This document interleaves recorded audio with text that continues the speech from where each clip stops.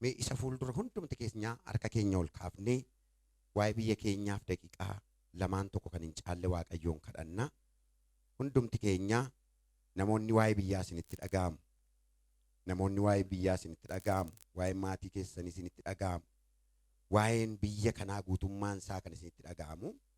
Harka keessan fuula Waaqayyoo duratti kaasaatii daqiiqaa yoo baay'ate daqiiqaa lama kan hin caalle kadhannaa. Sagalee Waaqayyoo keessaan seera uumama boqonnaa 4:9 dubbisa. Waaqayyo yommus Abeel obboleessi kee eessa jira jedhee Qaayiniin gaafate. Qaayin immoo deebisee ani hin beeku obboleessa koo natu eegaa jedhee ammas irra deebi'een dubbisa. Waaqayyo yommus Abeel obboleessi kee eessa jira jedhee Qaayiniin gaafate. Qaayin immoo deebisee ani hin beeku obboleessa koo anatu eegaa jedheeni. Ameen. Sagalee kanarra dhaabannee Waaqayyoon kadhanna. Hafuura Abeelii hafuura Qaayiliin cabsina. Isa obboleessa isaa dagachiisu. Isa obboleessa isaa dagachiisuuf irraanfachiisu. Obboleessa koo nan eegaa jedhe. Obboleessa koo nan eegaa jecha dogoggoraa, jecha yaada dogoggoraa kana cabsina maqaa Yesuusiin. Obboleessi kee ati eeguus irra jiraata. Obboleessi kee eenyu jette immoo kallattii adda addaarra kan jiran hundinuu obboleessa keenya, obboloota keenya. Kanaaf obboloota keenya eeguuf maal gochuun nurra jiraata? Waaqayyoon kadhachuun nurra jiraata. Kanaaf mee harka keessan ol kaasaatii ofiima keessaniin yaadadhaa. Waa'ee biyya kanaa yaadadhaa. Akkasinitti toletti yaadadhaa. Hin dhageessu, baay'een keessan hin dhageessu. Hin dhageessu wanta ta'aa jiru. Dhiiga dhangala'aa jiru. Lafee cabaa jiru. Wanta ta'aa jiru hundumaa beektu.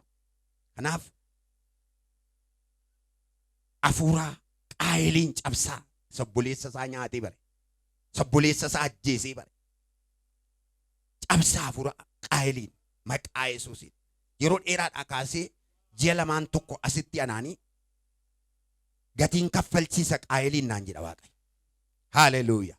Qaayil isa dhiiga obboleessa isaatii dhangalaasu gatiin kaffalchiisa naan jedha. Haleluuyaa. Qaayil eenyu akka ta'e garuu natti hin dubbanne Waaqayyo. Dhiiga obboleessa isaatii isa dhangalaasaa jiru Qaayiliin jedha. Qaayiliin gatiin baasisa naan jedha. Haleluuyaa. Gooftaa keenyaa galanni siif haa ta'u. Maqaan kee bara baraan eebbifamu. Yaa Waaqayyo, ati Waaqayyoodhaa. Waa'ee biyya keenyaa yaadadhu. Maqaa Yesuusii yaadadhu. Dhiiga dhangala'aa jiru yaadadhu.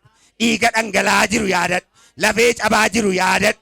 Biyya yaa Waaqayyo gooftaa ol keessa rukutamaa jirtu kana yaadadhu. Maqaa Yesuusiin harki kee gidduu aseen. Harki kee harki araaraa gidduu aseen. Harki kee harka nama deebisu gidduu aseen. Maqaa Yesuusiin gidduu aseen. Hafuurri Qaayil maqaa Yesuusiin biyya keenya irraa haa cabu. Maqaa Yesuusiin biyya keenya irraa haa cabu. አተራማሹ ኃይል በኢየሱስ ስምና ስልጣን ወጋው። በኢየሱስ ስምና ስልጣን ወጋው። መቃ ኢየሱስ ወራኔራ መቃ ኢየሱስ ወራኔራ መቃ ኢየሱስ ወራኔራ መቃ ኢየሱስ ቀቤራ መቃ ኢየሱስ ቀቤራ በረበራን ሲያገለቱ ቶኮ ቶኮ ኬኛ ወጅንተ መቃ ጎፍታ ኢየሱስና